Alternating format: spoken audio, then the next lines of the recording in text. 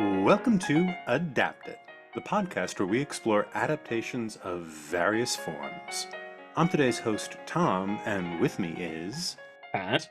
And KJ. Today, we'll be discussing different creepy spaces in the form of German Expressionism.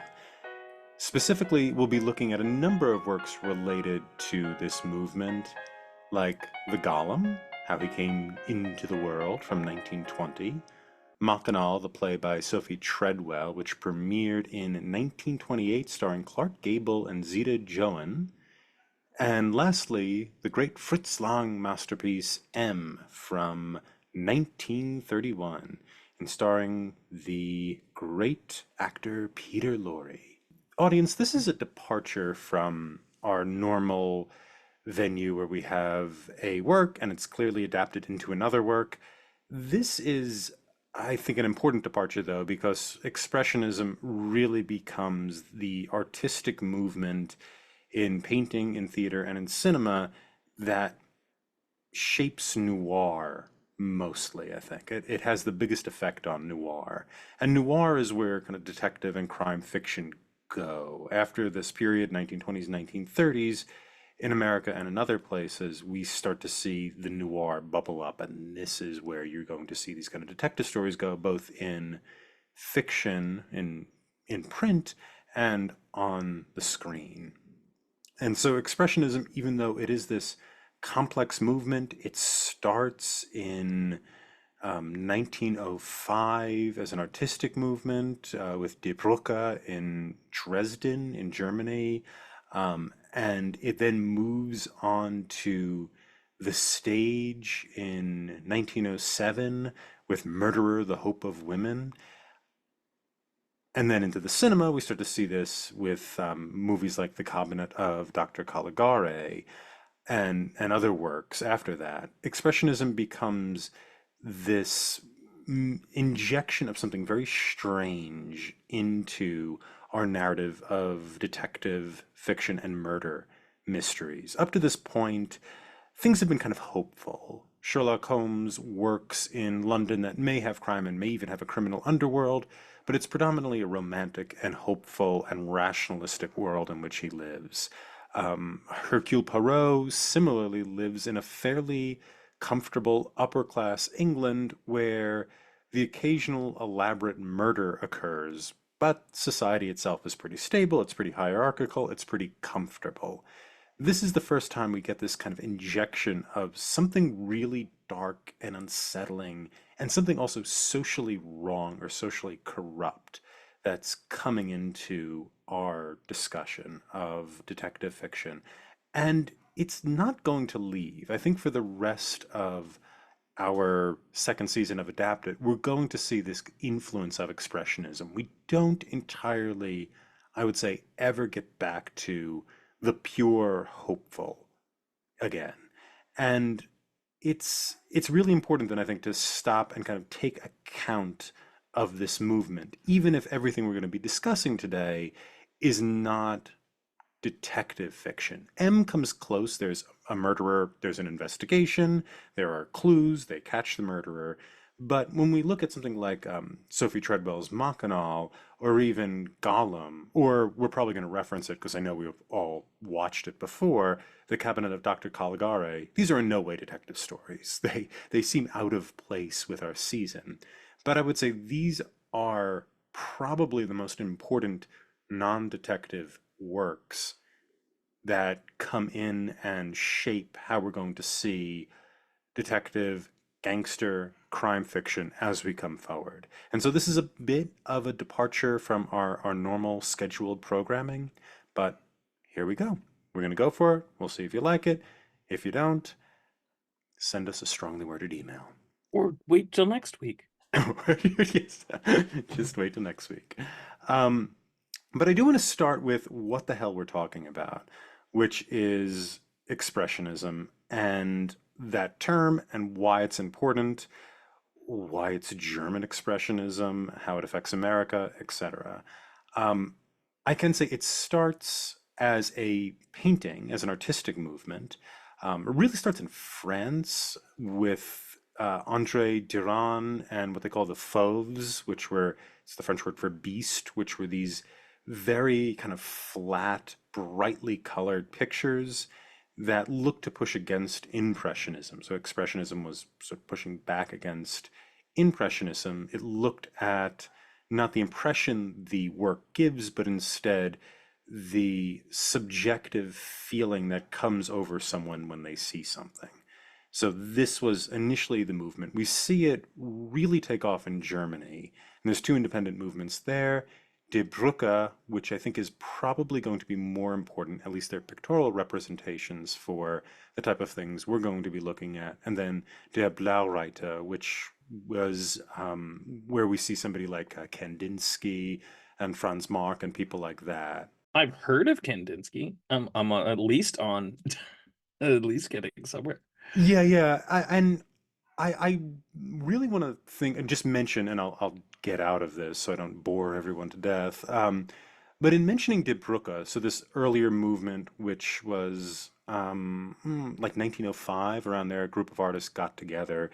They saw themselves as German. They were in Dresden, and they really wanted to get back to kind of late Gothic German art.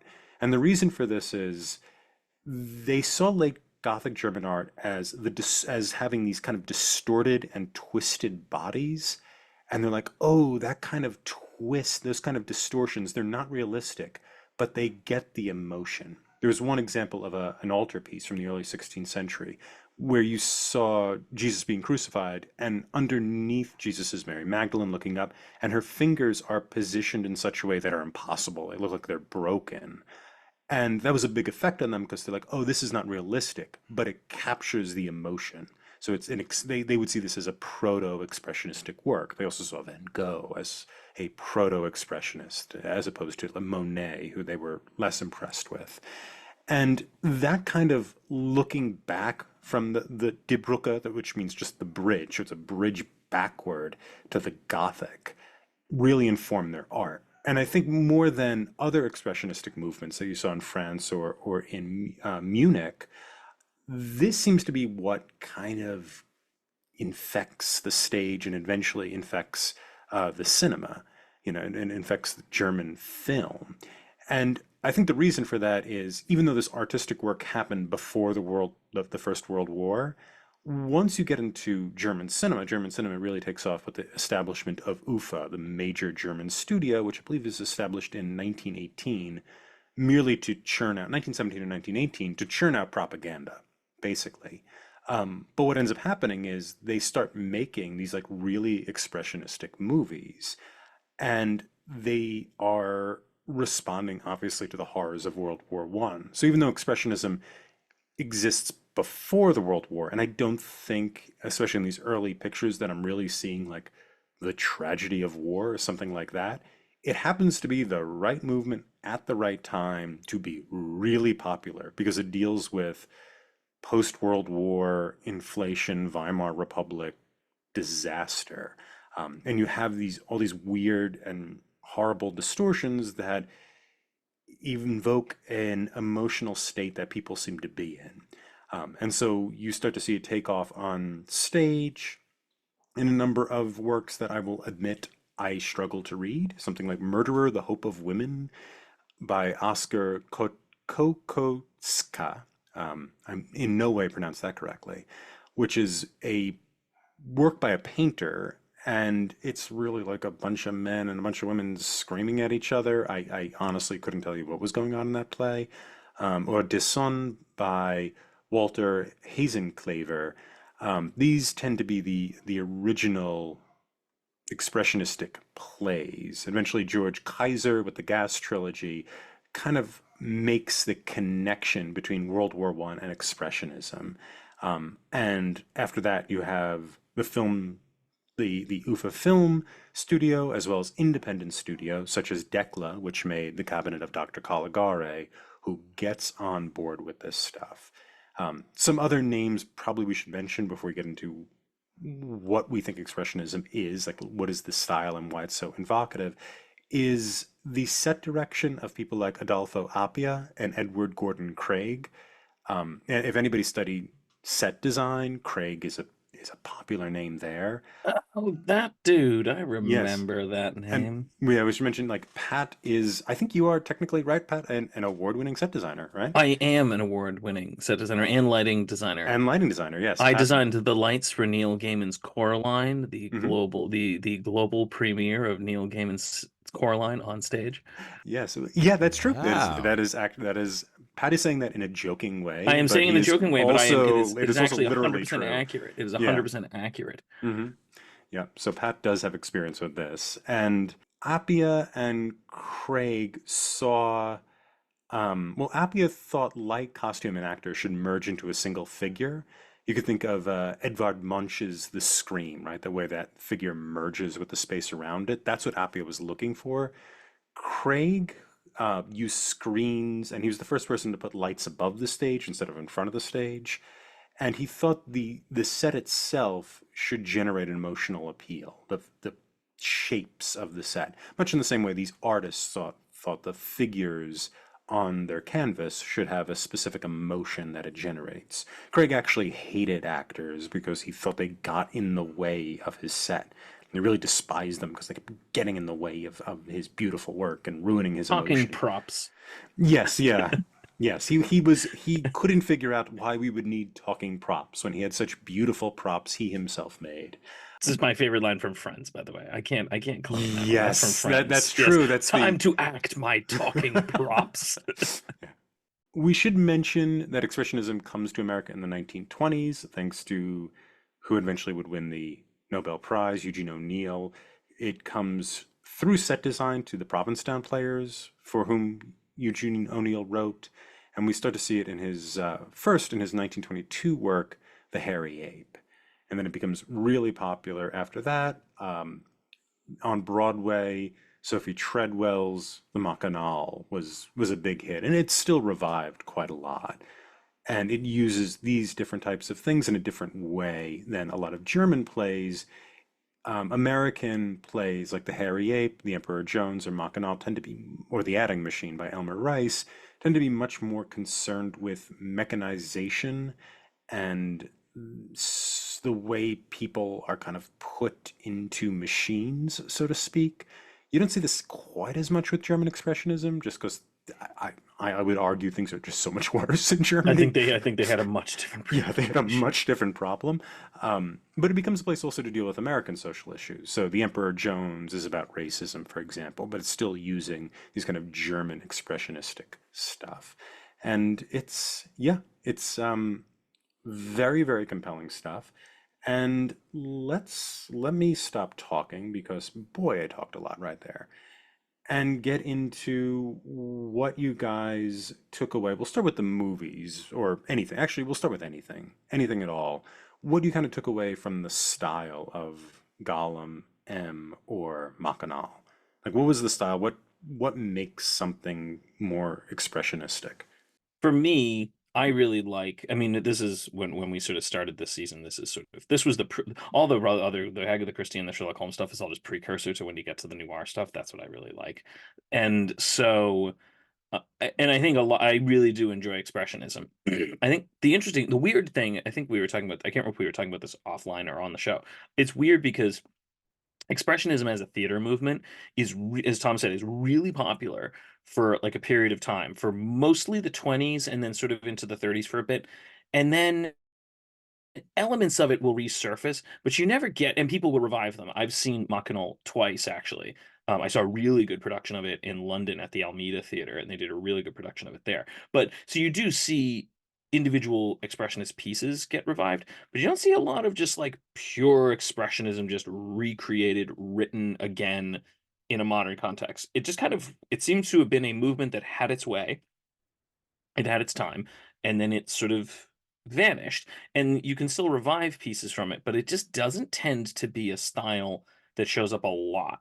You do get a little bit of it in sort of a surrealistic form in something like a Pan's Labyrinth kind of thing, but it's just not like a major movement. Um, and as far as like what it is, the sort of elevator definition I always heard was it's the idea of taking internal emotional states and making them physically present. So it's similar to what you were talking about, Tom. in except that it's not necessarily so much that you're trying to evoke that emotion in the individual viewing it as much as you're just trying to port you're just external things reflect what's going on in characters' internal minds. So it's got a little bit of that sort of like romantic pathetic fallacy kind of thing going on with it. So what you end up with is, and for whatever again, it might just be the time period. For whatever reason, in this time period, a lot of it's just dark. It's really bleak. Things are usually not, you never have an expressionistic play that's happy. You know, again, maybe the closest thing you're gonna sort of get is something like Eternal Sunshine of the Spotless Mind. Like that's got, I think that's got some, it's not quite there, but it's that idea, but nothing sort of gets at it, and it never seems to be very happy. Um, but a lot of what it ends up being is sort of plays on dark and light tends to be the single biggest thing. Like you have a lot of playing with lighting, you have a lot of sort of playing with shadow, a lot of characters talking from shadow to characters in light, like sort of characters moving from light to dark. There's a lot of playing with that in light, and there tends to be a lot of sort of angularity. So if we're looking at something like Golem, the Golem has lots, all the buildings are kind of angled. Like they're all crooked. They're all nothing straight. No room is straight. Everything is like everyone is in an arch or in a crooked doorway or a thing falling down. Like everything is sort of angular. But there's no, it's not Wes Anderson where it's just like every shot is perfectly symmetrical and every line is, sort of where it's supposed to be and everything is placed. There's sort of a haphazard ambiguity to it. Really, I don't. Are we doing Third Man? We're not doing Third Man, We are can we? mention Third Man. We've Okay. done, Well, I didn't know if we were all doing of Third us Man have or not. watched it because we did the podcast on it back in Okay, the. so then we haven't done Third Man. Fine. So Third Man, I feel like Third Man is such a good example of it, and I think it's a really good example because, and again, it's more noir than it is expressionist per se, but that architectural concept. Because in Third Man, that actually is a bombed out city. They didn't make a set. They filmed most of it. That was the big thing is they ran to get to Austria before they managed to rebuild Vienna. So they were like, we got to film this thing before they fix it, otherwise we can't capture it. So when you watch him sort of when they watch them going through the city and there's just buildings just gone and just things tipped over and just the whole city just looks completely blown apart. That's literally what the idea of what you're trying to get with expressionism is. Just it's wonky, it's weird, light's weird, you can't tell where things are, can't tell who's talking. Like it's always got this sort of flowing feel to it, and I like that a lot. As you said, I don't know. Are there any movies that really do that now? That is like that's their thing. It's not just they took elements from it, that they're like, we are gonna do that as our main thing. I don't I don't think so. I can't think of one where it does it as its main thing. Typically, you get surrealism. Yeah, And I think making a exactly. distinction between surrealism and expressionism is fairly important because I think, as you say, Pat, expressionism is sort of the internal state outside, but it's not, it's not like the distorted camera lens or something like that. It is the entire world is representing this outside. We're not going into a dream that is that's sort of flowing from one image to another. There is still a defined world. Like a lot of expressionistic things have defined worlds. They're just bizarre and they're not structurally sound, the buildings or anything like that. Um, it seems though that expressionism is just so important, despite the fact that it is a blip in terms of performance history. I mean, it's over in Germany by 1924. Nobody's doing it anymore. It becomes popular in America, as you said, Pat, in the 20s and 30s, but so it's not around. But it just seems to be like the thing that people in cinema in movie making use in detail. Like Martin Scorsese uses expressionism all the time. If you see the Aviator, the movie, the opening shot of the Aviator is Howard Hughes in a bathtub and he's looking at different places. And when he's looking at different places, they kind of light up because you're just getting his internal state outside of him, as the graphic representation of the entire world. So as a movement, I think more than anything, the details of it remained with us and are constantly being used. But in terms of an absolute filmmaking style or a theater style that's probably more popular in theater. As an absolute filmmaking style, I don't really see it very often. I see surrealism, but I think that is surrealism is probably closer to impressionism. It's closer to like impressions of things or ideas or psychological states than it is an absolute state of some sort of mind outside of the person. That, yeah, and I think what makes the early expressionistic movies really fun is just design. They're really cool designs. They look so much different and so much more enjoyable than other kind of silent movies or any other kind of movie around. Oh, you know what might be an expressionistic artist who's still working in movies is Tim Burton. I would say something like Batman 1989 Yeah, or I agree with Edward that. Scissorhands. Edward Scissorhands, I would say, is an expressionistic movie. Yeah, even Beetlejuice a little bit, Yeah. certain times, Hmm. every so often, like her sculptures. I still Yeah. haven't seen Beetlejuice. Oh, Never it's saw it. worth I it. never saw it. I never saw it. Oh, I think it's a quality movie. But yeah, I mean, with Edward Scissorhands, man, we could talk about Beetlejuice. With Edward Scissorhands, that entire world is bizarre. Like, it's not only the world of Edward Scissorhands and the castle, like, even the suburban area is wonky, right? It's just sort of overly polished, and everybody has this kind of pseudo 50s housewife look to them. It's really strange. I think it's kind of true in Beetlejuice. There is a sense of a normal world though in Beetlejuice that Alec Baldwin and Gina, God, what was the woman who plays his wife in that? The couple who die. They die in the beginning. One of them is Alec Baldwin.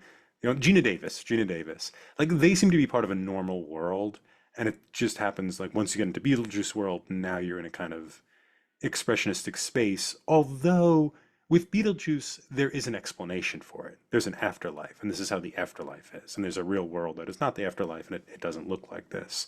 I think with Edward Scissorhands, it's just everything's weird. And there's nobody comes out and goes, "Oh, this place is weird because blah blah blah blah blah." There's no explanation. It's just his weird head. And I think that's how 1989 Batman is too. 1989 Batman, everything looks bizarre. Like that church that they fight in the last scene, that's impossibly tall and thin. Like that building could not stand up. You don't know, there doesn't seem to be a place for parishioners to go or anything like that. That's a really expressionistic idea. And I think maybe Tim Burton is somebody who does that. I guess even Batman got less expressionistic as we went. It got more grounded. It got more like, we have to know how Batman got his car. We have Yeah. to know how Batman deals with his shareholders. Like for whatever reason, we had to hear that. Yeah, and if you saw the latest Batman, you see him actually making the car. And then when he first tries it, it doesn't work and he has to try it again. So yeah, we've moved from, We moved on from that world, yeah. yeah, now it's gritty realism. So they've took the grit, but they've decided that the best way to portray grit is being uber realistic, I It's guess. by having a Batman do an oil change. What's grittier than oil? Oh, God. It's not like you can bring a mechanic in. He has to know how to change his own oil, man. Yeah, that's true. He cannot Yeah. change the oil to the Batmobile. I guess if he's disguised as Batman and he goes to get his oil changed, he could do This is that. a valid point. This is a Yeah. valid observation. It only takes synthetic. All right. So back to this. Um, I want to start with. The problem is, I just want to make one more comment on Sure, that. sure, I'm sure. sorry, because that is No, no, going go to for it. be in a Batman movie at some point. Because they've done Spider-Man taking the elevator. They're Mhm. going to have to do Batman with the check oil light going into like a garage to get his oil changed. It's gonna happen. Yeah. Like, The thing with Spider-Man, though, is Spider-Man is more comic. I feel I like mean, Spider-Man, you can lean into that with Spider-Man. That's kind of an enjoyable. well, that's sort of what Batman's become. Batman wasn't that obviously back in the the old days. He was just total comic book kind of thing. But I agree, there is a bit more room for it. But I just think that they're gonna do that with Batman at some point. They're gonna have him. Mhm. Yeah, I think with the Robert Pattinson one, it's just he's dealing with real world problems. Like he has to sew his own suit, and you could see like the stitches and whatnot in it, um, which is I prefer it to the the Christopher Nolan ones, but I mean, the Christopher Nolan ones have their own issues, but I guess it's sort of the idea here, which I think is very useful, is that comparing those Batmans to the 1989 Batman. The 1989 Batman, again, has a bit more comic kind of aspect going. Jack Nicholson is sort of just, he's funny. He doesn't have quite the same edge that some of the later Jokers have, but there are the style, that is a style, expressionistic style, I would say. The later ones don't have that. So comparing those two in some ways helps to define what makes expressionism, what makes it expressionistic. yeah. And I don't think you get the diseased mind concept. I think Tim Burton's like, whatever, I just like how this looks. It's an appropriate look, and that's what he likes. But still, yeah, you're right. Well, I think again, where you can really get an idea of how that really works nicely is I like the Golem. I had never seen the Golem before. And comparing that to Frankenstein, which we did do before on another one, didn't We we? We did did the Frank. Bride. Oh, we did Bride. Well, either way. I mean, they're just, direct sequels. The style of the second one is not really particularly expressionistic, I would say, and that's because they're really leaning into sort of the science of the monster. It's a much more enlightenment type monster. This is man, and what he does with his mind and this kind of stuff. The Golem is much more just, this is just a crazy world with wands and wizard hats, and it's just, this is going to be a very different world, and that gives you another good idea of how these things function together. Frankenstein has some expressionistic elements. Again, how it plays with light, it's probably getting some of that from more of a um expressionistic mindset, but those two movies kind of really, I think, display what the physical world difference in style difference is between just expressionism and just regular horror or whatever. Yes, because both of them are relying on the Gothic.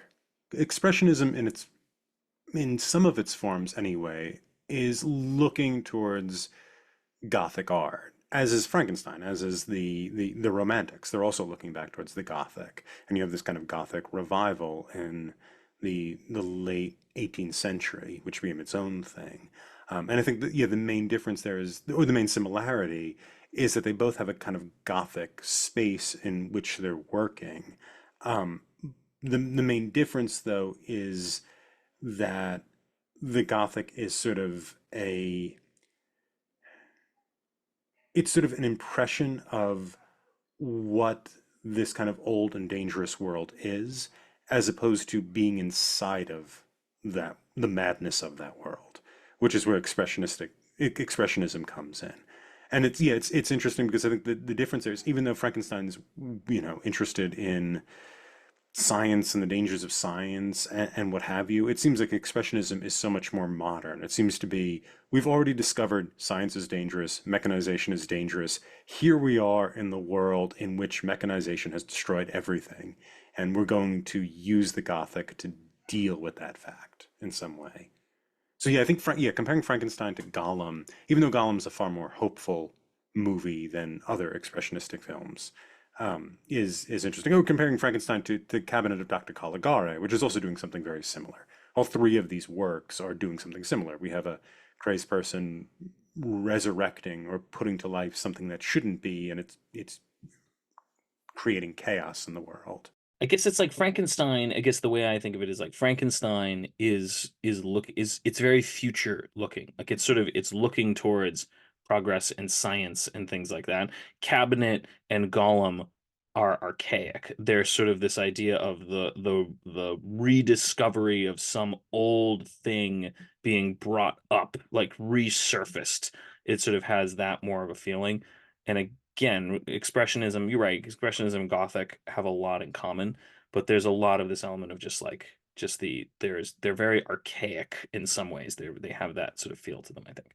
Yeah, that's a really good point. Yeah, that's a really good point. They're both of them are looking towards some kind of ancient thing that you shouldn't disturb type thing. And I guess, if you're gonna go look at Mach and all, and M I think has that too. I think M has this feeling of this is a deep thing in this guy's mind. This isn't, it's not science, it's not anything else. This is something deep in this guy's mind, something implanted long, long ago is sort of the idea, and it can't be uprooted kind of thing. Makino, not so much, unless, you're going to argue that it's sort of her struggle against modernity is what it is. Yeah, but I think that's there. I think it is about her struggle against modernity, but you're not resurrecting an ancient characteristic in order to deal with that. She has nowhere to the tragedy is she has nowhere to go. Right? She doesn't have a golem to help her out. I guess there's still that sort of element that this is a ancient soul. Like she keeps saying she wants to go to the water, she wants to go to the river, she has this sort of naturalistic element to it. And there's this desire to do that in the face of modernity and having to pay your rent and having to, do all this kind of stuff. And it just tears you apart. And you could, thinking about it, I haven't really thought of this before, but thinking about it now, I feel like at a lot of other expressionistic pieces, like we were saying, Harry Ape, which definitely has that, or Emperor Jones, or those kind of pieces have this idea of it is an individual trying to go back to some ancient, very old thing in a modern world, and it rips things apart, and how that gets expressed in the world. That's a really good point because Harry Ape is about a person who is, as the title suggests, apish. He is not modern, almost physically. If when you see people play him, he's kind Including who has played the Harry Bobby Ape? Cavalielli played him Who most who recently. else has played the Harry Ape? Oh, the guy Who yeah, I who played him once. Yeah, Tom played him in my only nude scene ever in a thing. Yeah, I don't remember your name. Okay, yeah. I was nude in that Yes. show. I don't remember that. Oh, yeah, one subtracts memories that one needs to. But yeah, I mean, the idea of the hairy ape is that like he's dealing with modern rich people. That's the problem. He runs into a rich woman, the daughter of a shipping tycoon or an iron tycoon, some steel tycoon, something, and steel, yeah, and steel tycoon on a ship, and she's this like, beautiful white, physically white. She isn't tanned or anything like that that she's just a different species almost, and she's a product of industrialization and capitalism and things like that. And he is kind of degraded by those same tools because his simian self just doesn't have he doesn't have a space in this modern world, and that ends up being the problem with the hairy ape. And it's also kind of a problem with Emperor Jones as well, where they're kind of dealing with these modern issues, and a lot of it has to do with kind of capitalism. We don't see this with the Germans quite as much because, and if you've read these other like Dishonor or Murderer, the Hope of Women, there is this kind of This is a terrible it's title. a terrible title, and it's a bad play. It's a bad play. It's very short though, but there's just these sort of chanting. So is Uberwa, whatever that is. That's Uboa. Uberwa. That's like 3 pages. Is it? No, I haven't. I have a long edition of Uboa. Or maybe I'm not thinking Uberwa. Maybe I'm thinking a different play. Never mind. Go ahead. I liked Uboa. Uboa's Macbeth. It's Macbeth on mushrooms. That's what, Yeah. yeah. Yeah, it is. Maybe that sounds more appealing to some people than others. But I mean, Murder of the Hope of Women is sort of people screaming and ripping each other apart. And there's this sort of these like clans. They sound like Greek choruses, but they're incoherent. And they're sort of tearing at one another. It almost seems bacchanalian. And so there is this ancient kind of like you're saying, Beth, there's this kind of ancient thing that suddenly plopped into the modern world. I think there's something really going about that. Yeah, I think there's this, and I don't know if maybe that's why you don't see it anymore, because we've sort of reconciled that. We've just kind of accepted that this is our world now. Whereas, 120 years ago, you still had vestiges of an old world visible to you of how life used to be. And there was a conflict, there was a rejection of that.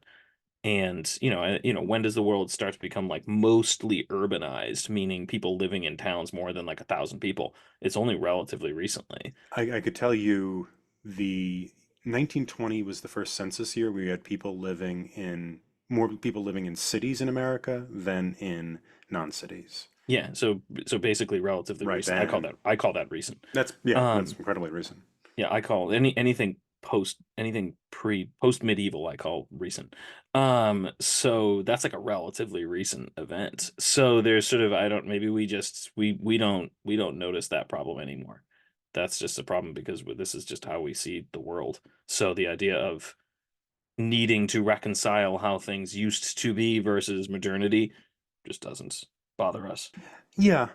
Yeah, I think that's right. And I think, I mean, if you go back a little early, at the same time and a little earlier, you start to think of naturalism, American naturalism. So Dreiser, and these are novels like An American Tragedy or Sister Carrie, and the works of Balzac, which are before Dreiser, or Frank Harris, if you've read Otique, is that what it's called? I've read Sister Carrie. I'm familiar with Balzac. I've never read Oh, it. yeah, but they're all kind of like, how do we deal with the modern world when we're these sort of programmed genetic animals? And it's very much taking Darwin seriously. And I think that's also a mark of modernity. When you start to take Darwin or Freud or Marx very, very seriously in your work, you're sort of dealing with the modern world. And so there are these kind of precursors, except they're still naturalistic. Sister Carrie, they're by definition they're calling themselves naturalistic, but they're also realistic. They're trying to depict the realistic world with this idea that we are encoded, and we're not really coded for the modern world, and that's where this kind of these tragedies start to arise. It seems like with expressionism, as you're saying, Pat, like we have to go, either the modern world is sponsoring this return to something primordial or something like that, or we have to go back to these kind of ancient bestial characteristics in order to deal with the modern world.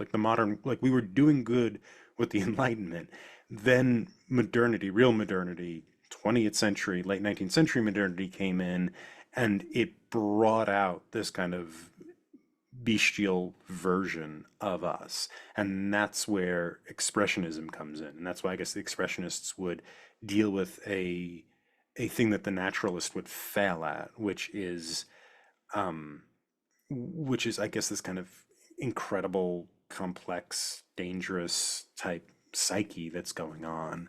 Another thing that was informing them was the introduction of empathy. Empathy is a theory. Like you could feel what other people are feeling, which is all over expressionism because it's the internal state of someone put on stage or put on film. And so these kind of theories of empathy also start to come in, which is a little different from reaching into the primordial, but whatever. I think it's also there, and I think it also informs. I don't think so. I think the idea of I think there is a desperate desire in the early 20th century to connect individual to an individual via art. And I don't think and I think that that's got a decent amount of what expressionism is about, and why it's so dark is a different question. But I think that's it's I think there's a deep primordial desire for connection between individuals, or at least to experience the mind of individuals externally. Did they know what modernity was?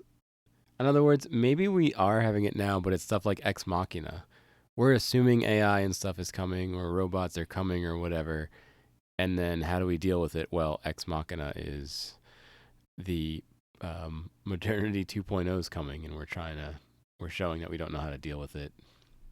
But we wouldn't know that until it actually happens, Yeah. right? And did they have a similar thing? Like, it's very obvious now we're looking at it, but was it obviously then when the hairy ape was coming out? Well, I think with that period, you have a very distinct thing that happens, which is the war, World War One. which is World War One, yeah, which is like if you look at the great wars or the horrible wars before World War One, you have the Napoleonic Wars, which is kills a bunch of people, and it's horrible because it's the first egalitarian war. It's not just rich people fighting each other and hiring people to do it. It's like everyone in France is going to fight for the glory of France. And then before that, you have in the early 17th century, the 30 Years' War, which killed like 3 million people or something like that, which is horrible. The thing with World War One, though, is it takes those characteristics of like a continent-wide war and an egalitarian war, we're all going to fight for our nation, and combines it with machines. And that's when you have, you know, just absolute brutal slaughter. And so that looks very, nobody expected that, right? It's just the wrong dominoes got pushed. Well, right now, war is changing in that the machines are fighting the machines, Yes. right? It's drone against drone. So again, Ex Machina Mhm. is showing us how are we dealing with the new machine that's coming out. Yeah. I think the internet, the rise of the internet, and I think AI is the reason why we can connect with AI is because of the internet. Um, Mostly I've never used AI that was not connected to the internet. I don't know how to do that. I think the rise of the internet is really when people start, and really the rise of smartphones, I think that question becomes revised about modernity. How are we going to deal with this new modern world? How are we going there's so much talk in education now about AI and all that. And also there's legislation now being passed about social media usage and children and things like that. People seem to be really pulling their hair out about this new condition, and there's plenty of books being written about the damage social media is going to do to your child. So if you look at our movies, are they dealing with that? Similar to how Harry Ape was dealing with. That's a good And question. did they know Mhm. that there was a modernity crisis back when they were making those other movies? Yes. Or is that obvious in retrospect? I think they absolutely knew they were doing it. Okay. I don't think that was a question in their minds.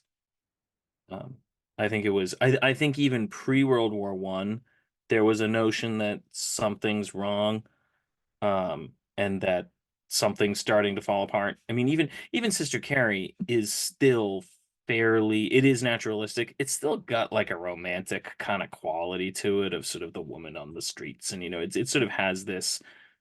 It's like a fairy tale, but it doesn't go well. So there's sort of this aspect there's sort of they're still not quite getting it, and I think by Tom's point, by the 1910 or so they're starting to notice that something's wrong, and I think by 1920 by after post World War One it's really obvious that something's wrong because you can see how badly it can go, and I think they 100% knew something was really bad, and they were trying to find an artistic medium to explore that. So I think you can read a lot of those. I mean, especially in America. I mean, the German one is a more abstract. German one is much more abstract. But in America, Elmer Rice and Mackinac and all this kind of stuff, the idea of an individual being consumed or made into a machine is very common, and they sort of know that people are just really messed up. They don't know what to do with it. Even the fact that this woman in Mackinac, she just can't get to work on time. Like there's just this idea of like, I just can't get there. This idea that I have to be at a specific place at a specific time is not natural to human beings. We just don't do it very well. We need machines to tell us what time it Yeah. is. Like we don't do that very well. We show up at places in approximate times and we try to make it work. That's what a normal human being would do.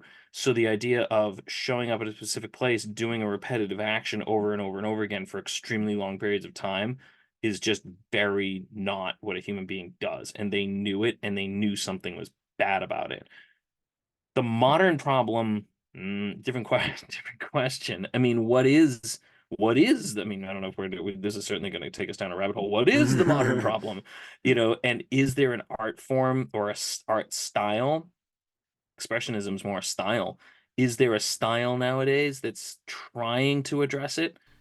Yes. It started with James Cameron and then Michael Bay took the torch. And now Terminator to Transformers. no, I think and then it got handed off to, what was the dude that did all the Avenger movies? The one who did Swingers. What was his name?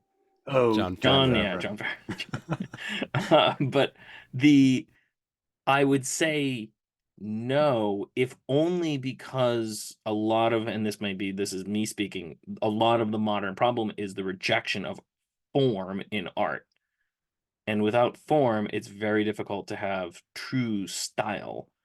And so I think that's part of the problem with modern attempts at, I mean, whatever the problem is nowadays, attempting to address it or explore it in art becomes very difficult. Yeah, I think the modern styles I see that maybe attempt to deal with the sort of alienation of technology, it's sort of over, but mumblecore was sort of a style that rose around 2008. That was What is that? mumblecore was a very, I'm trying to remember the names of the people in it. I think it was the purple. Michael Sarah usually. He was in a I know few who of he is. them, yeah. But it was a really form of like highly, and some of them were worth watching. Highly naturalistic acting to the point beyond where um you and somewhat realistic or very realistic circumstances where you didn't see a lot of ups and downs and the dramatic tension. It was fairly flat with a little bit of elevation in terms of tension. Like there's one movie, oh, I can't remember the name, but Anna Kendrick was in it. And the movie's basically she has an older brother who's married and has a baby, and she's like 23, and she's at that age where it's kind of like she's still partying, but you're like you have to now become out of college, that type of thing. And so she feels like a little alienated because of that, because she's still kind of in a college mindset and is like a year too old for it. And so she's staying with her brother, and at one point she goes out and has a few beers, and then she gets home and she puts a bagel in the microwave or in the toaster, Sounds awful. falls asleep. This Yeah, sounds so well, whatever. terrible. Yeah, but the toaster catches on fire. They put it out. It doesn't do any damage, but it scares the brother, and so he yells at her. And then she, like, that's the dramatic conflict. That's it. And that seems to be mumblecore's very naturalistic things that are dealing with young people who are kind of alienated, but in a sort of minor way. And the big conflicts tend to be not that big, right? They're going to be things we've dealt with. Well, again, is this part of the quote unquote problem with modernity is that the stakes are just so low. Yeah, yeah. There's just like, Well, that's whereas again, go back to 1910, 1920, 30, even 40, 50, well into the period we're going into in the noir period. This was a time period with like really, really big, not, you can argue that there are global problems now, but this was a period of like personal, deep rooted economic, social, day to day, I cannot survive problems. And is that part of the issue? Is that's the problems, those are the problems that are being dealt with between during this time period, are really, I could die next week, like, because of situations that are going on right now, because of inflation, right? because of inflation. Like, Hyperinflation. I could literally die in, 2 weeks, because I will be able to afford no food. Like, and that's a reasonably well secured individual suddenly finding themselves in that situation. Very few people today who are consumers of art or anything else will find themselves in that position. Like, there's very few people who will find that. So the conflicts that you're going to realistically be able to portray are of a pretty low stake. So what are you gonna? Well, I think this is where you have somebody like David Foster Wallace, who's obviously not a filmmaker, but his work is all about the problems of pleasure. It's the problems of too much pleasure. How do you live with too much pleasure? It's not, and he dramatizes it using drug addicts because that's a pretty dramatic thing, and that is something that could kill you in 2 weeks, right? If you lose control over that. So that's maybe the closest thing, and it's also something that kills you through pleasure. It gives you a tremendous amount of pleasure and kills you. But that seems to be the modern condition. He's the first artist who comes to mind, even though he's been dead for more than 10 years. He's been dead for more than 15 years at this point. 16 years, yeah, 16 Yeah. years. And he comes to mind because he kind of got that the problem is there's no problems in a certain way. Well, maybe that's why you are struggling to come up with a new art form because, well, everything's been done under the sun, but also everybody's very comfortable. And so that tends to be the thing. We're so comfortable. How do we deal with this modern hedonism? You know? And that's why you have a lot of people who are doing like monk mode or doing a lot of extreme marathon running because they're like, they need to suffer in some way. People doing 100-mile runs because they need something actually challenging, and not just challenging at work, but physically harming them to feel some kind of connection to the world. It's a great line in Back to the Future 3 when Doc says, and in the future, people run for recreation. But I guess if it was made now, it'd be like, people run to feel anything. Like, That's not why I ran, but that's Why did you run? to quit smoking. Oh. To get away from pleasure. Exactly. Actually, it's a valid point Yeah. because smoking was wonderful. But um, but yeah, I mean, part of the idea was, and I mean, I did enjoy running. What I mean, I think I just kind of liked it. It was fun. It was a challenge. But to your point, it just sort of was a challenge. It was sort of a manufactured challenge that you wouldn't have had, 100 years ago. Most people did not feel the need to go out of their way to say, "Well, I gotta find something to make sure my day is hard." You didn't need that. I'm gaining too much weight. I need to start running. Yeah, I mean, I mean, although I don't know, by the 20s you do start getting issues with sort of high caloric, diets and Yeah, things I like mean, that. That is, it starts then, really takes off in the 50s. But yeah, fair enough. but the point is just this Not in idea of Weimar, not in the no, early not in Weimar Weimar, period. but the idea that an individual would need to find a thing that they would do in order to impose discipline on themselves. Like for the most part, your discipline was imposed on you because if you didn't, you were gonna struggle. Like you were gonna struggle to survive. And it's not quite as bleak as say it would have been in, I don't know, 1300, but it's still pretty bleak. If you don't have a lot of safety nets at that time. Whereas, and I know people will complain about this, but relatively speaking, we have a relatively significant safety net system around us. Like it's hard. It would be hard for me tomorrow to find myself in a situation where I have no options. I have nothing I can turn to. It would be hard to find that. Um, Whereas, 1920 in Weimar Germany, pretty easy to find yourself in a situation where you would suddenly think to yourself, I have no options. And maybe that's why this genre just doesn't exist right now. It just doesn't function right now. Should we jump in to the Golem? The Golem from 1920? This is my first viewing of the Golem. I had never seen it either. So. I've not seen it either.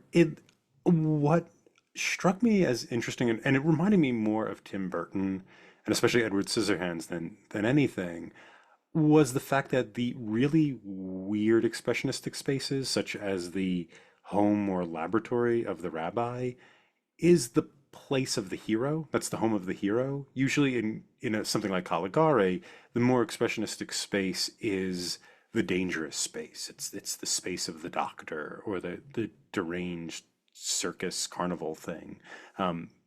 Like with Tim Burton and Edward Scissorhands, the crazy castle space is where our hero is from, and it's a place that he's comfortable going back to. And it seems like when you get to, I think that was supposed to be the chamber of the Holy Roman Emperor. I think the where the person who's going to persecute the Jewish community lives. That space The is Russian Empire. I think that's Russian. I think this was Is it Russian? I assumed it was Russian. Oh, I thought it was Holy Roman, Well, either way. whatever. Regardless, but it's like 1600, right? Is that when it takes place? Mm. Whatever. Was there a date? I didn't see Yeah. a date. Yeah. If there was a date, then I guess it is. I don't. Yeah, I it didn't see a really doesn't date. matter. It's the non-Jewish person, ruler or whatnot. Their chamber seems to be more symmetrical, and that's the place where the villains, supposed villains live. While the place where the Jewish characters, the characters we're sympathetic to, live, is far stranger and angular and less symmetrical, with that weird staircase that, like, why would you build a staircase like that? Somebody is falling off and getting hurt. There is a lawsuit with that staircase. But that is what I found so interesting about it, was the expressionistic spaces that are supposed to be the creepy spaces are where the people we like live. And I thought that was an interesting inversion of an expectation. I did not expect that. And how about you guys? Any initial, was this your first guys, was this your guys' first round with the Golem? Yeah, it was first viewing for me. How about you, Pat? Yeah, it was the first time I'd seen it. I had it on my sort of stack of movies to watch at some point. So when we were kind of going through like what's a good German expressionistic movie, I'm like, oh, The Column. That's pretty close to the top. We should watch that. Um, so I thought that would be a fun one to do.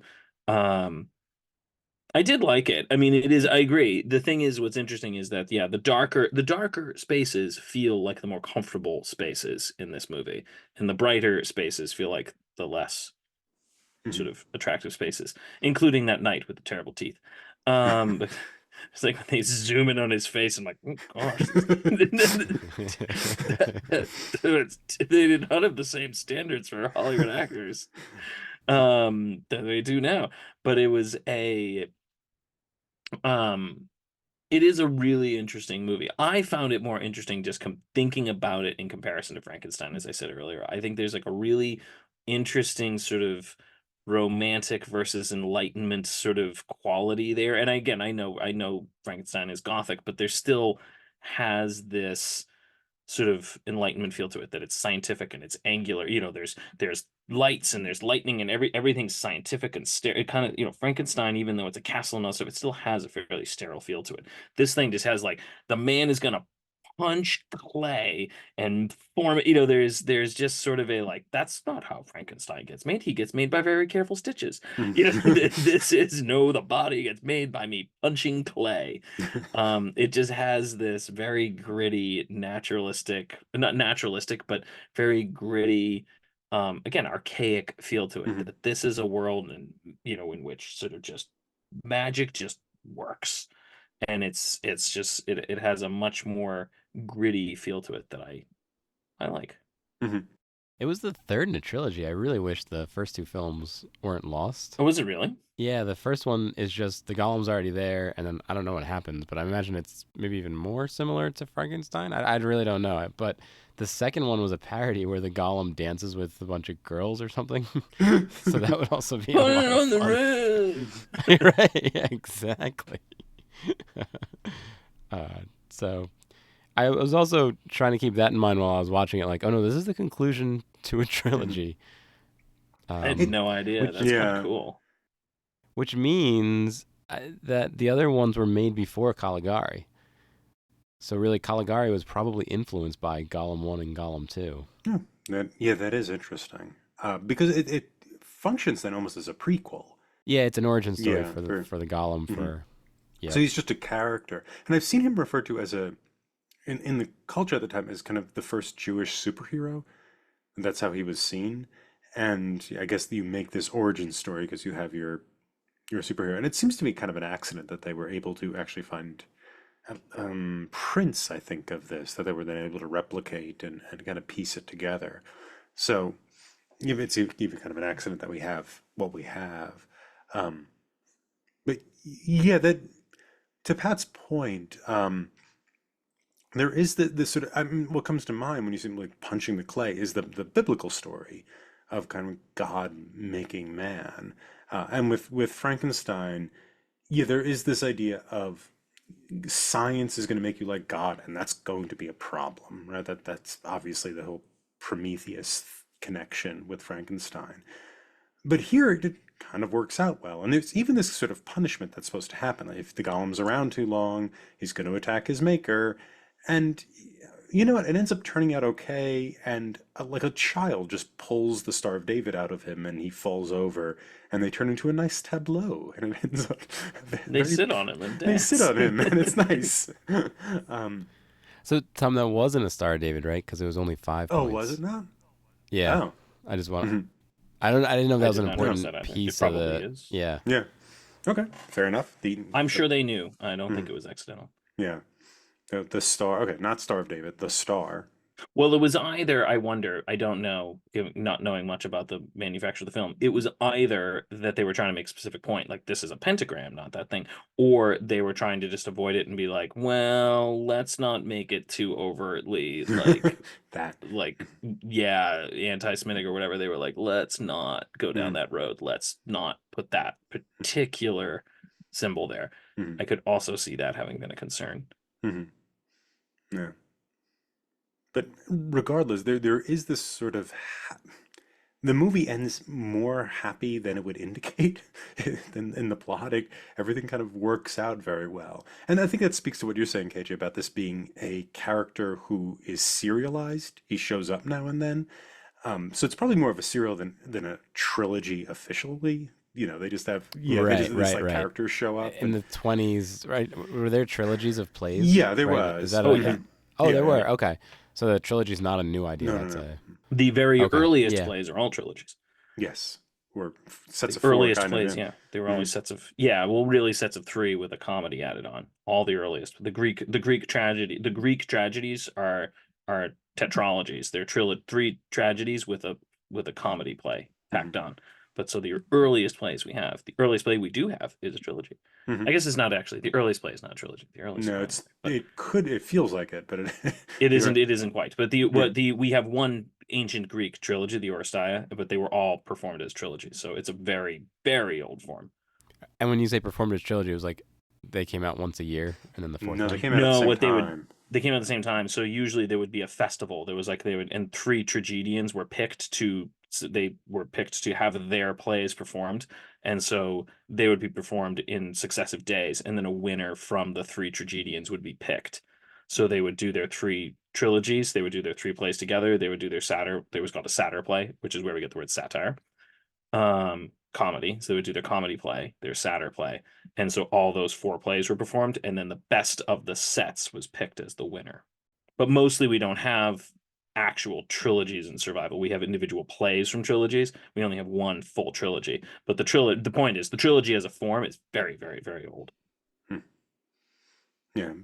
Yeah, but it seems that yeah, he's a serial character. And maybe that's why this can end in a more of a happy note because it's more familiar.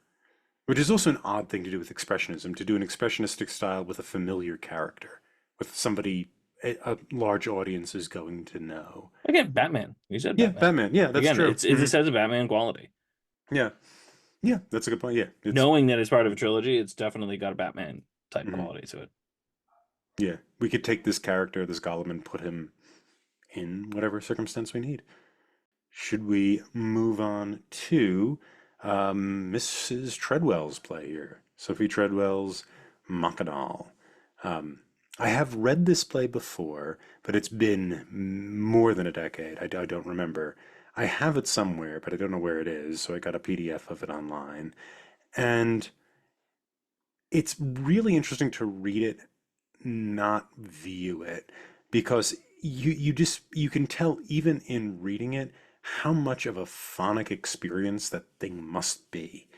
There's just so much noise in these scenes. There's people talking over each other. There's repetitions of words. People are just screaming out numbers at certain points.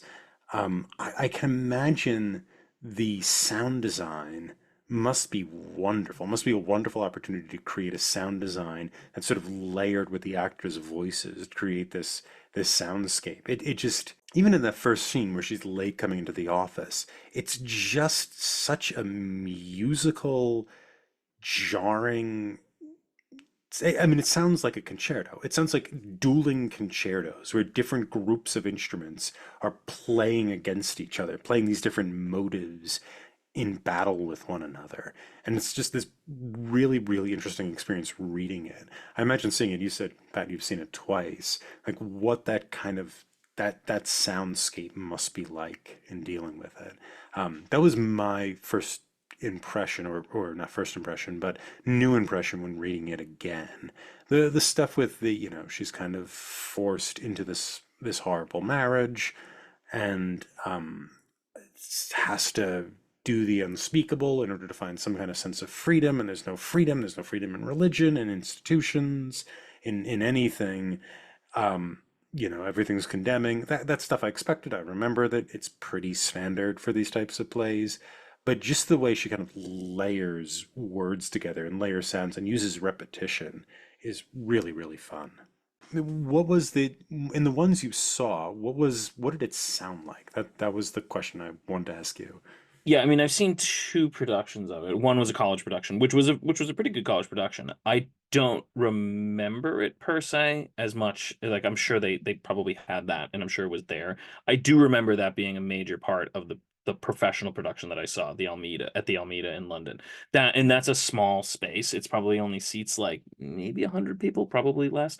And it's very cool because it's very much they it's exactly what you said. They have like tons of typewriters, and it's clearly really, really choreographed. And every single line is sort of coming in with the Henry H. Jones, here we go, ding, ding, ding. And they very much have that. And they do it, to your point, a lot. There's a lot of sound, there's a lot of things, there's a lot of just like, there's a lot of references in it to sounds off stage, like people in other apartments talking or the organ grinder outside the window. There's just a lot of noise.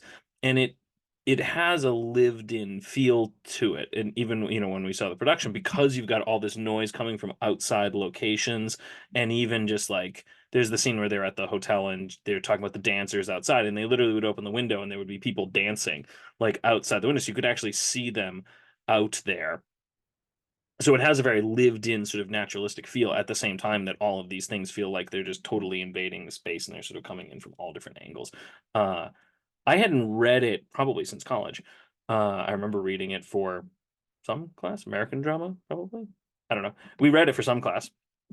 And so I remembered reading it, and I do really like expressionism. Like I wrote a paper on Elmer Rice. I really like the period. So this is a really interesting piece to just read again, having seen it and not read it in a long time.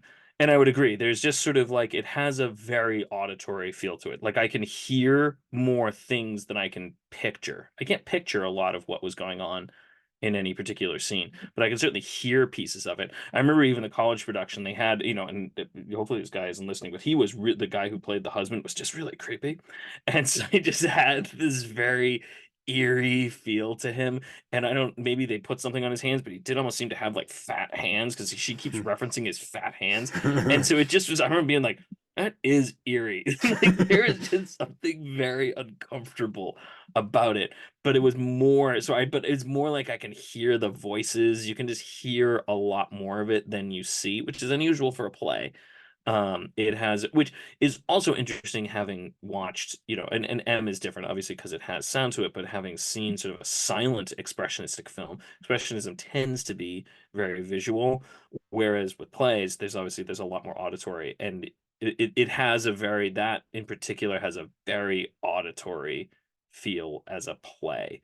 It plays a lot more with that than a lot of other artworks really do.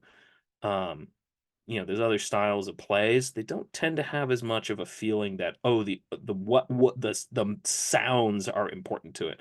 In a lot of expressionistic plays, I think it is.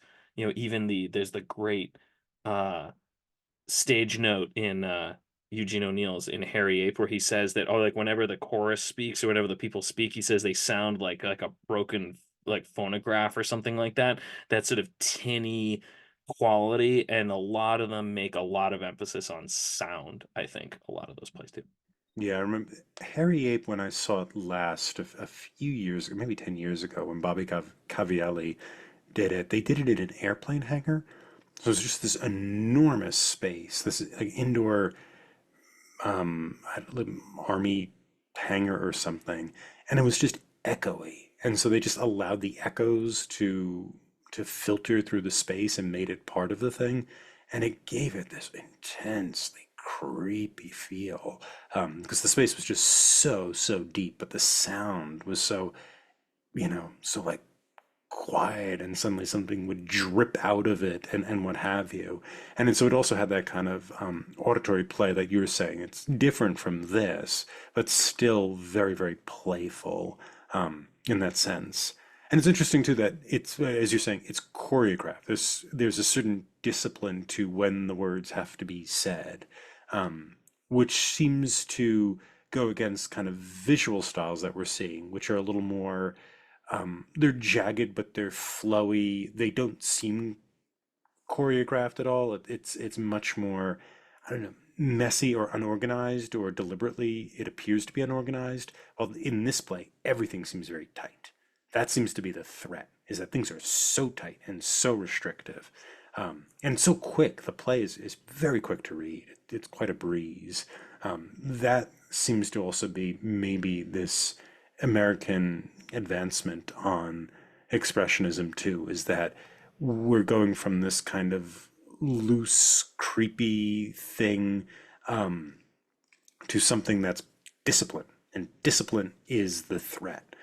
There's no Gothic here, right? That element has been subtracted entirely, and so that was another interesting thing I found when reading through this.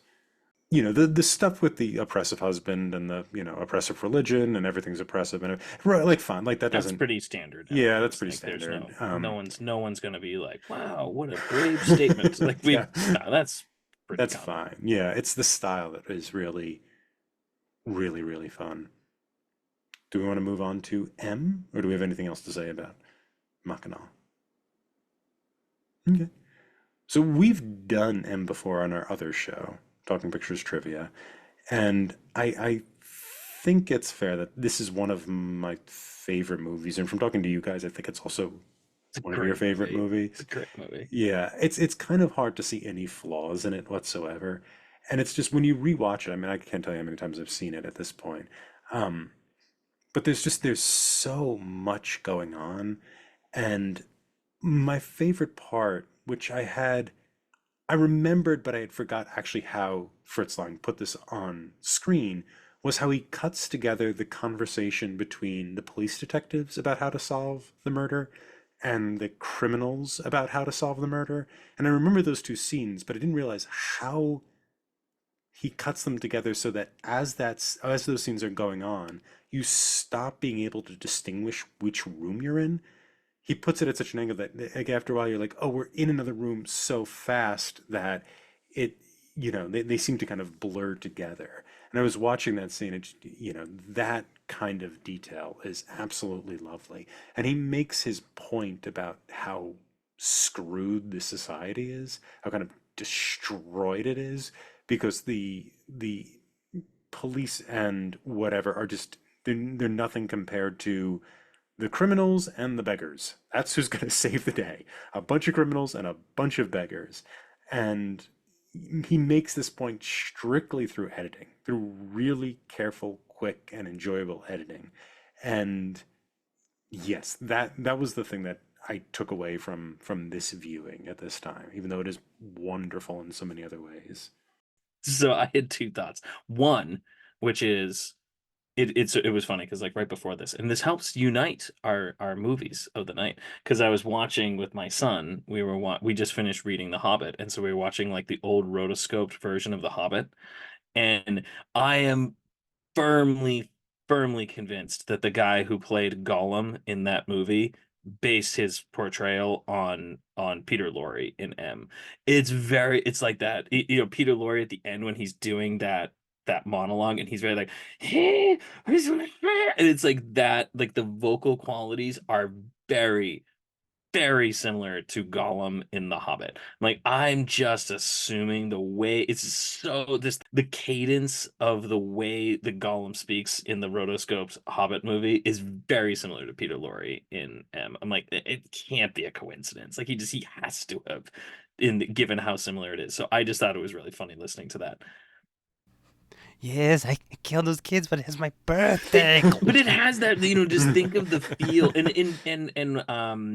Andy Serkis's Gollum is has that quality, but the one in the cartoon one is so, it's like the ask us, he must ask us. It's just got, I'm like, oh my gosh, it sounds like Peter Lorre. Like it was really weird. I was like, I don't know. No way to ever prove it unless you can find that dude making that statement, but it reminded me a lot of that. Um the other thing I thought was interesting when I was watching M is I was reading recently the Father Brown mysteries. Those are the stories I'm reading with my son right now. And there's a really great line in when he's talking when the detective in the Father Brown mysteries is talking, and he's talking about how he catches the criminal, and he says one of the problems of being the detective, he says the detective is he says that the criminal is like an artist. It can do anything. They can be anywhere, they can do anything, they can, they have freedom. He's like the detective is like the critic. They can't they can only respond to what the criminal does in the same way that a critic can only respond to what the artist does. They don't have the same creative level. And I thought of that a lot when watching M. There is this quality of the detectives can only they can only go with what he does. They can only respond to that. And part of the reason the criminals can actually do more is because they can be criminals. They actually have sort of some creative license within the society. They can sort of do things outside of what they should do. They actually have some of that artistic impulse that the criminal has. But the true detective, and this is something I think that comes up, especially in later ones, this is why you get these, the Dirty Harry style criminal who's going to be I'm going to break the law, I'm going to, ride the cusp, is that's how you get this idea that the criminal can do whatever they want. The detective needs to sometimes be able to do that too. And that's what you get with M is this idea that the criminals are the only ones that can really go outside the box and really solve this problem. And so it just reminded me of that when I was reading that Father Brown thing. Yeah, I liked the idea of the the criminal as artist and the detective as critic. That's a lovely analogy. Yeah, it really Yeah, works. It it really really works. works well. Yeah. Yeah, and that makes like the only people who can stop this quote unquote artist are other artists, Other right? artists, Yeah, they're the they're only people ones who can who, do it. Yeah, yeah, I yeah. really liked that idea. I Mhm. thought that was really clever. That's Although, amazing. to be fair, the detectives Please would have would solved the have problem gotten. if the detectives they actually eventually would have found them through their own kind of conventional means. So maybe it doesn't work, but I still like that. I still like Chesterton's analogy, but I think it works. I think it works when you get into, especially noir fiction, this idea of the detective being constrained and the criminal being able to do whatever they want. And sometimes the detective has to do sort of dark things in order to actually solve the problem. Yeah, it's why the focus moves to private eyes. And yes, Holmes is a private eye of sorts, but the private eye seems to be defined, as you're saying, as somebody who is on the edge of the law. They can leave the law behind in order to get things done. And yeah, that's what's going on here. I mean, there's no private eye, so to speak. It's sort of still solved by committee, even though you have the one guy in that raincoat who seems to be in charge of everybody. It is a German movie after all. They have to solve everything by committee. But it's still that introduction of that person who is, yeah, the introduction of this idea of a person who can be on both sides, who can be inside the law and outside the law when necessary. Um, The other thing this movie does too, I don't think it introduces this, but it introduces it into this podcast anyway, is the city as a setting. And the city as a setting, I think this city is much more of a setting even than Holmes's London, because the city itself is doing something. I mean, London isn't. London is fog. It's just a Yeah. foggy place. You have to hail a cab. Like that's Yeah. all. That's all really London is doing in there. Yeah. When people talk about, in Sister Carrie, the city is the real character. Or in Confederacy of Dunces, New Orleans is the real character. It's like, okay, yeah, I mean, sort of fine, but that's not true about Holmes. London is just a place. Whereas, yeah, this one, that city has purpose. Yeah, it has its own it seems to be where the sort of expressionistic elements are most pronounced because it allows for these kind of weird shadows and you can introduce things in that kind of way. And it's still realistic. It's realistic. It's not taking the the absurd elements of expressionism with it, but it is recognizing the that this space has to reflect this sort of internal psyche, not of a person, but of a people, a group of people have sort of, we have all sort of gone mad. And this is what comes out of that is this city. And spaces usually reflect the internal psyche a person or something like that, right? You know, we see this through Edmund Spencer and writers galore or whatnot. But this seems to be the time when they're dealing with the urban in this way, when the urban is sort of invented as the urban is invented as the internal conflict. It becomes a stand-in for the internal conflict of people, and that seems to definitely be what Long is doing here. Then we also have one of our great noir actors, Peter Lorre. I love Peter Lorre. Yeah, yeah. Seeing him for the first time. I love that every time I see him is that song is the like Peter Lorre contemplating a crime like Peter Lorre. Have you heard that I song? don't think so. No, I don't know what that is. You gotta Google it after this. It's like the only it's you know it's like a sort of kind of a little bit of I think it's like a 60s 70s song, but it's got this one line. It's like Peter Lorre contemplating a crime. I mean, it's just got this, I just love I just Uh, love that image. I'm like, oh, Peter Lorre. I love Peter Lorre. He's so much fun to watch. yeah, he is. He also like he worked with Brecht a lot too, I think, right? Didn't he help with translations of Brecht? I didn't know that, but that's great. I would love to think that.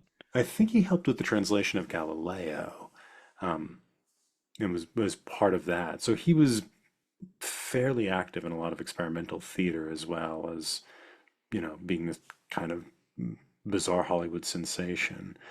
Yeah, and I think this also introduces this idea of a broken world too into our longer conversation about detective fiction. This is the most noir. This is where noir really is finding its sort of footing. Um, yes, I think that's absolutely true. Yeah, that seems to be that kind of, even when we're not in the noir or in the urban anymore, that sort of idea of a detective fiction has to show a broken world. That shadow uh, is a wide one. That casts over a lot of space. I even think of something like The Girl with the Dragon Tattoo, which is not my I favorite still haven't book. seen them. I haven't seen them or read them, but Uh, are we doing this? we're not, no. I don't think anybody. I think I'm the only one who read one of them and wasn't a huge fan. And I think I saw both the American and the Swedish or Norwegian, the Swedish movie, um, Nordic. Nordic. Yes, they're all the same. Yeah, um, but even there, like those movies are, they're not necessarily urban. They're taking place in a few different locations, including a sort of cozy space rural location. There is a kind of Agatha Christie thing potentially going on there in the first book, but it's a horrible world. It's a horror show, and that seems to be, even as you're saying with the new Law and Order, like the old Law and Order from the '90s was, you know, pretty enjoyable. Seems like the new Law and Order, as you're saying, is just It's just very demented. it's horrible. It's just sort of like, and part of it is the like, well, we got to keep upping the stakes. Mm. It's like there's only so much that rape and sex we can do, so they just keep coming up with just more and more. Yeah, they just keep coming up with more and more horror, Yeah, it just keeps which, coming up with more and more horror, yeah, and it's sort of, yeah, there's some fun in solving the mystery, but it's more just what horrible things can we do to the characters, what horrible things can other people do to each other, and how do we, and then a lot of it's like ripped from the headlines, and it's got a really just, dystopian feel to it, that the old Law and Order never had. Yeah, they'd find a body in Central Park and then they'd work their way through it. That was, and it was an old Upper East West Sider trying to, reclaim her husband's alimony, or it's like it's always like something like that, and you're hmm like, oh yeah, no, that makes sense. um Whereas nowadays it has to be like, no, no, and I'm not even going to get into it because they're horrible. Like yeah, there's always some demented thing going on. So, and even in M, I mean, M is pretty horrible. It's child murder, but it's got sort of that SVU quality, but it has sort of the old SVU quality where there's a child murderer. He's doing terrible things. We have to stop him. It's not, a zillion extra layers added on that a lot of the stuff accretes over time. Yeah, we don't get the details of the murder, and we don't because need they're not them either. important. Yeah, They're they're not not important, important. and it would also be cheap. I think it would make Yeah. the movie cheap. It's Well, very this is why that easy. Hannibal movie was so bad, because the Hannibal movie was like, let's show him eating someone's brain. Oh, It the was just, sequel, yeah, yeah, it's like, oh, that's not the point. yeah. Like, I'm not supposed to see him actually skin the girl. Like, that's not the point. Like, the horror, it's horrible when they show the dress with the markings on you, like, oh, that's what that part of cut out of her back was. That's what's horrifying. Otherwise, it's just a step above a jump scare. You watch like House of Wax, which at least, even Vincent Price version has the decency to not show them being put in the wax and having their skin peeled off. Like there's sort of, it's a cheap way to get a thrill, which M sort of refuses. It's just not going to do it. Probably couldn't have got away with it anyway, but it's not going to do it no matter what. Yeah, and the effect of that ends up being it's far yeah, it ends up being far bleaker because you see how you don't spend any time with the detail of this kind of intensely horrible thing. You just see the kind of ripple of it everywhere. And then of course this is very obvious, when you suggest something, your mind will do far worse things than what somebody can tell you, right? So that's obviously a part of it. And but I think also the vagueness of what happens. You don't know really what's happening to these girls or even how many are killed implies the sort of mistiness of the city, that it is a place where people just get lost. Horrible things happen, and we can't do that sort of enlightenment error thing of counting it up. It doesn't seem like a place where you can count up the crime. Right? Crime is just constantly happening. Law enforcement people are constantly trying to bureaucratize it, or they're trying to record it, arrest everyone, but it's doing no good whatsoever. And so it seems to be a place where a lot of enlightenment ideas fail as well. The cops fail because even though actually they would have succeeded, but still they haven't managed to keep these children safe. And we don't have, I think that's the biggest thing, and why how the kind of expressionism works in this, even though it's an extremely light touch, is despite everybody looking for clues and keeping a detail of what streets the beggars go on and what have you, it seems to be a place that you can't really record.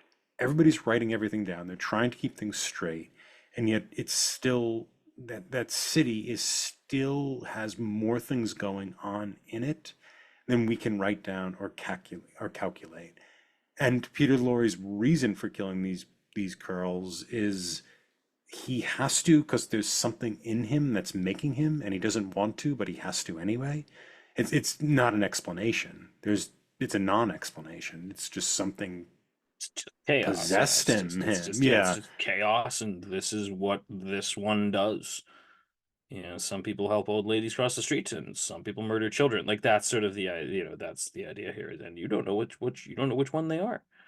And obviously Agatha Christie plays with that in something like the ABC Murders, when she's like, it could be anybody, but she's sort of using it as a screen for an actual murder, which is clever.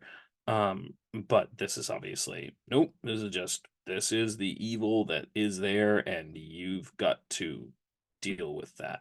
And other future movies and books about serial killers, they tend to have this psychologist who comes in and explains the symptoms and why and how it works. It's the profiler thing.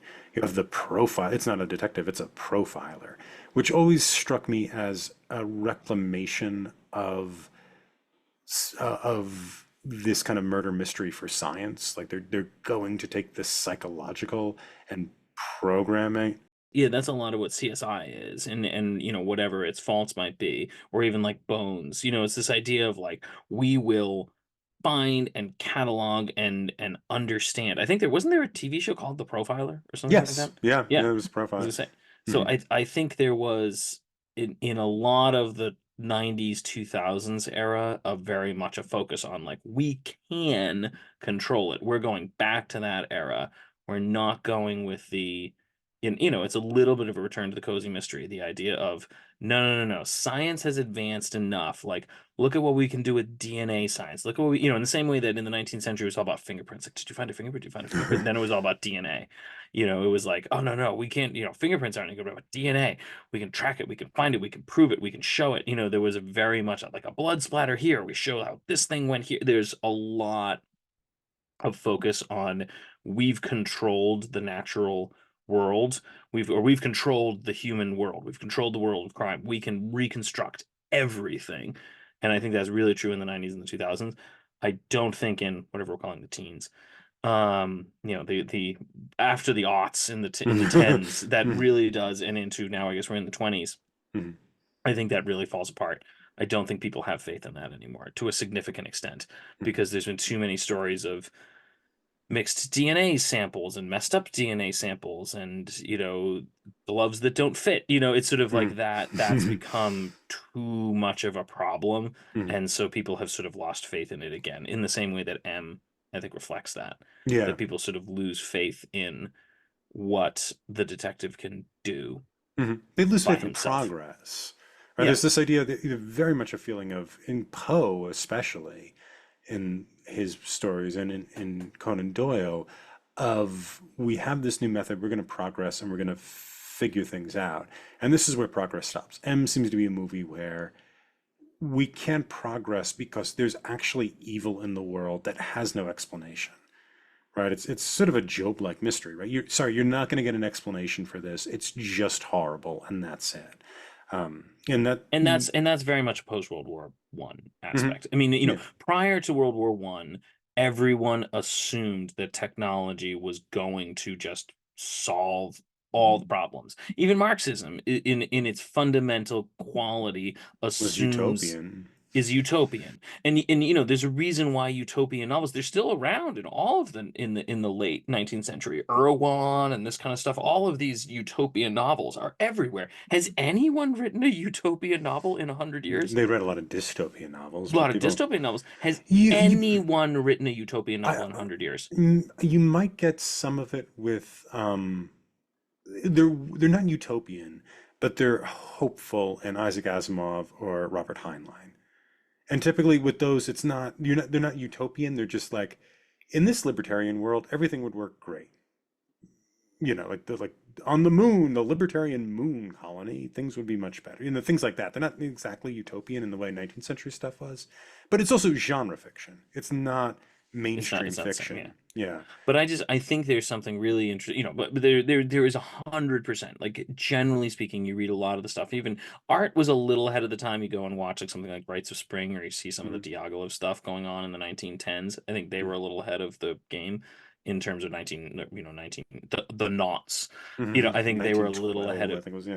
Yeah, Hmm. is it that period is a little ahead of it, sort of is getting that something's, again, there's and this is to your point. Even I didn't know expressionism was that old. Back to those painting things from again, the knots. I think there's something artists were picking up, that there was something fundamentally wrong beforehand, but it becomes just undeniably obvious that whatever we thought we were controlling is not gonna work. We will, that and this is sort of the post World War One, and this is why I say post World War One. It's still a relatively recent time period. We are still in that period. We are still in a period where maybe in the 50s there was a little hope that nuclear energy was going to be the thing that was going to set it up, but even there's pessimism. You still have them, and those kind of things, like that movie coming out. There's still an idea that, like, this nuclear energy thing might cause significant problems. They sort of knew it. Um, and I just think that we're still dealing with that.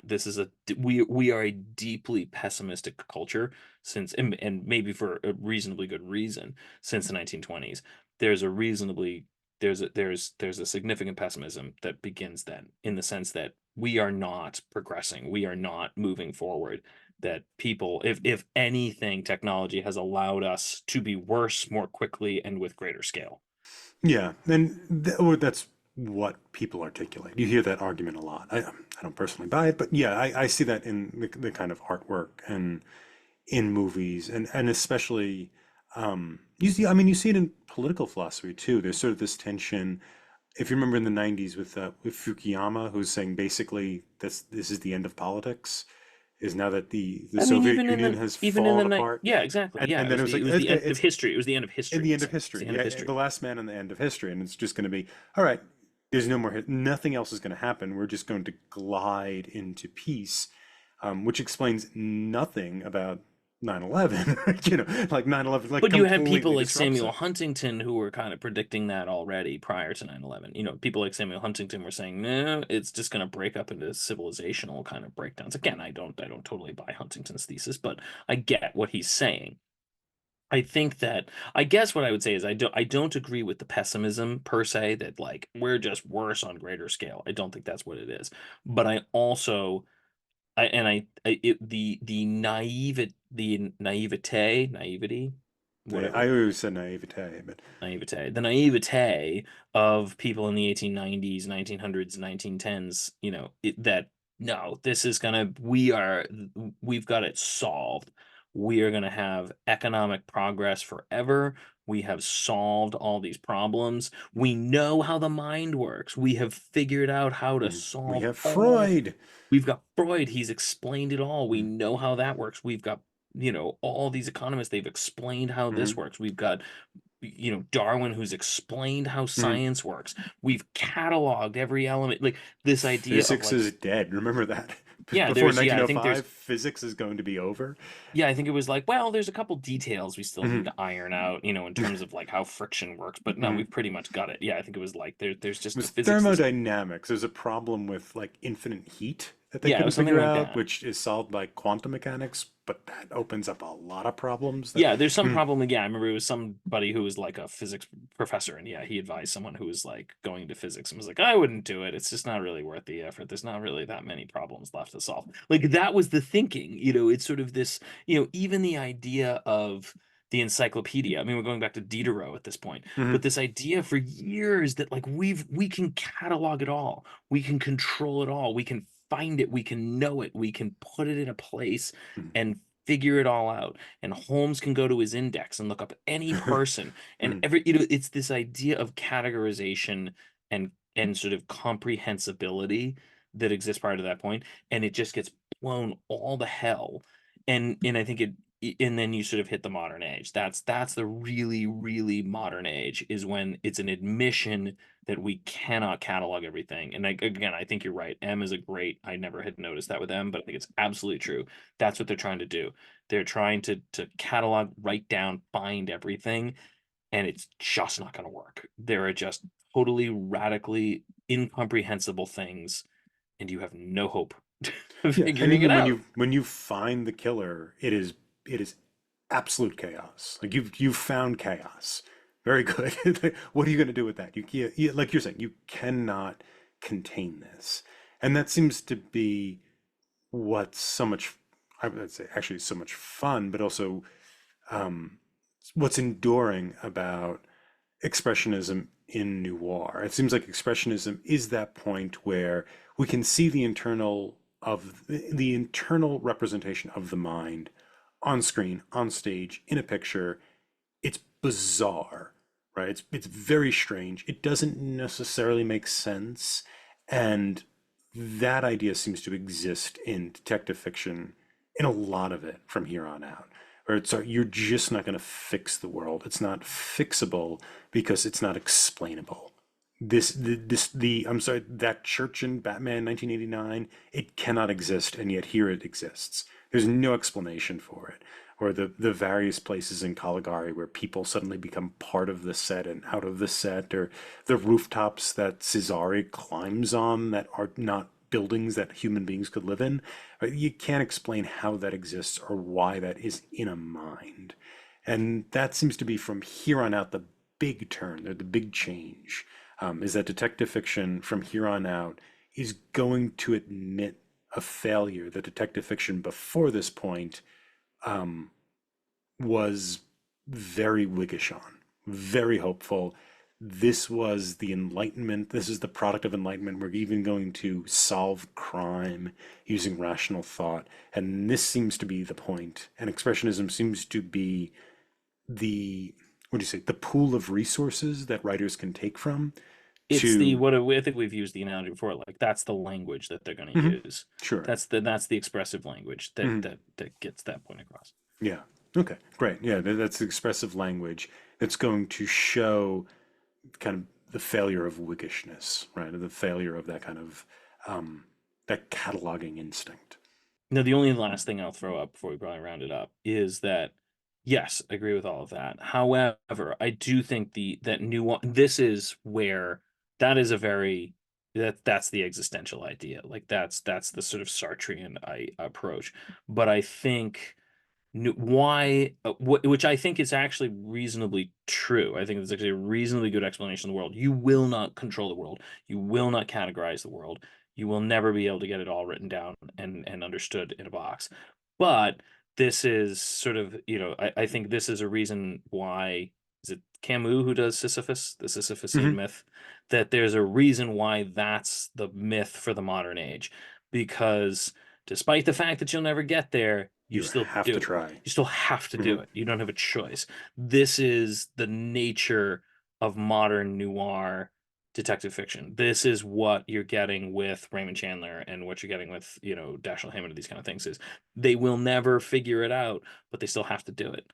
That's the nature of this modern movement. And I think that's the key point is it's hopeless, but you still have to do it. You don't have a choice. Yeah, then that's a really good note to end on because we're transitioning to Chandler next week, Yep.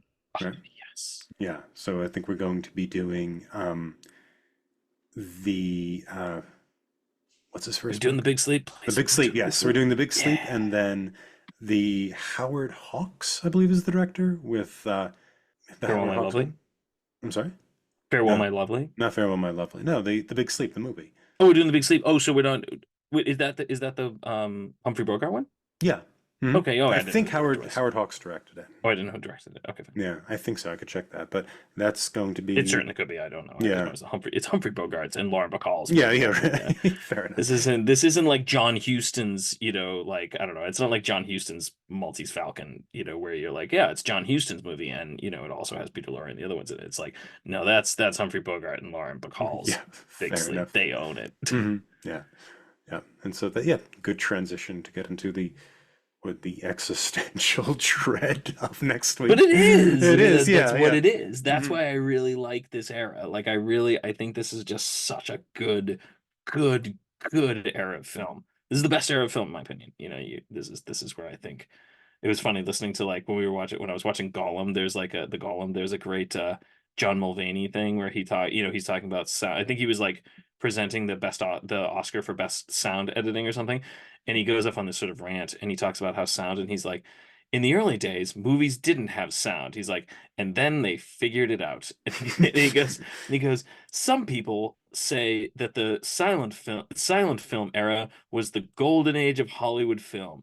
These people are difficult and insane.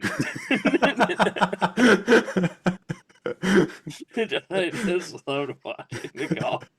I'm like, yeah, I'm like, this is a great movie, but anybody who says this is the golden age, the culmination of film, I'm like, No. yeah, you're difficult and Yeah, insane. it's so messy it's fun to watch this era because people don't They have know no what idea they're what they're doing. doing. It's And like so they do watching the people who, weirdest it's like stuff. watching cave painters who don't know how to use paint. Yeah. And they're just like, what do I do with this? How do I get my idea into this medium? It's so much fun to watch. It's yeah, and so you end up getting like the problem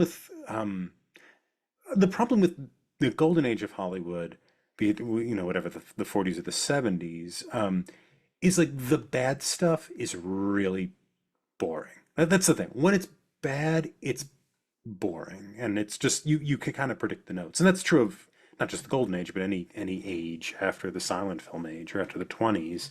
Um, but with this era, like when movies are bad, they're still interesting.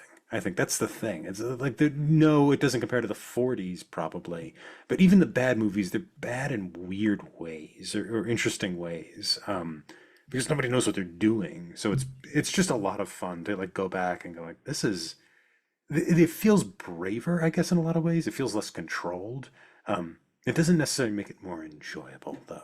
No, I will say but the column is not maybe the most enjoyable film but it's I've ever still seen. fun, and you It's can fun. see where Mhm. people. I mean, when we watched, the man, the not the man who smiles too much. What was the one man who Oh, the man who laughed. the man who laughed? I mean, that's like like you watch it and you're like, yep, totally get what they did with that. Like you can watch some of those old movies and be like, yeah, there's really cool stuff in there.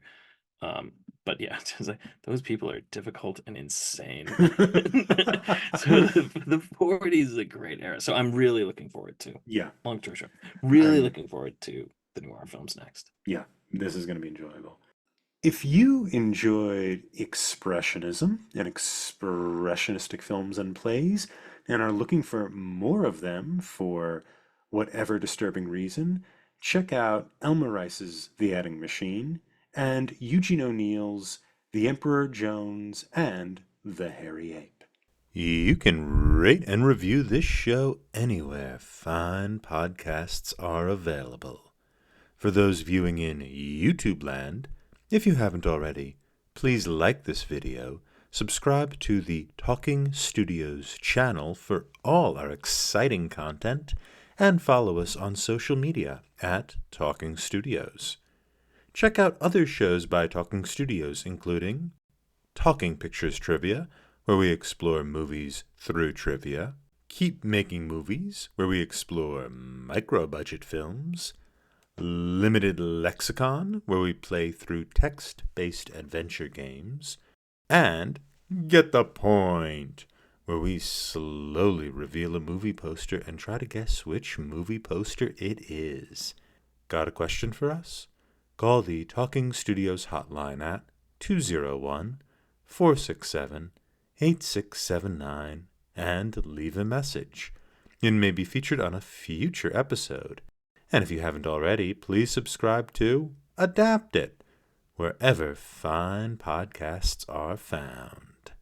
Join us next time when we discuss The Big Sleep, both the Chandler novel and the film. Wow, Talking Studios. Next week, we'll be discussing The Big Sleep by Raymond Chandler. Pat, if you could adapt The Big Sleep into any medium, what would it be? I don't know. I mean, it's a great book. I mean, I feel like it's a hard one to adapt. Like you could go with like a radio play or something. I just think it would be somebody funny if somebody didn't really understand what it was and they named like a mattress company, like The Big Sleep. And then you could have something like that. And then they didn't actually know what it meant, and then it would be kind of funny. But I got nothing like clever. I got nothing that's gonna be like, oh, it should be a board game and you should play as like, trying to catch him. I got nothing. No, we'll go with that. Yeah. Mine is on that theme. It is a brand of melatonin.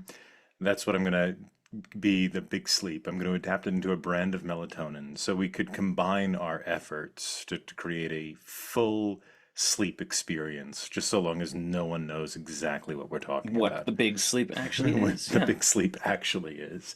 I guess we could also open a funeral parlor called the Big Sleep. It'll just be Yes, done in that would poor be a better. taste. That would be Yes. yes. That's the problem. This is a phrase that should not be used for any business, because if you use it for a business which people might think it makes sense for, then not going to work. And if you use it for the business it is intended for, which is death, then it's not appropriate. Yeah, I mean, I guess it's for the dead with a sense of humor.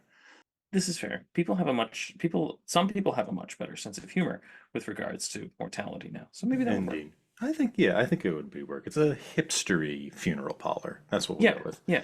Yes, that's our new business. Hipster funeral parlors. Oh, it could be like an animal cremation place. There it is. Oh, Because there then we you're go. That's like, a good balance. they're not going to die. Where they're going to the big sleep. They're gonna go sleep for a long. There we go. That's what it Yes. is. It's gonna be a name of an animal cremation parlor. All right, ladies and gentlemen, if you want to cremate your animals, come on down to the Big Sleep.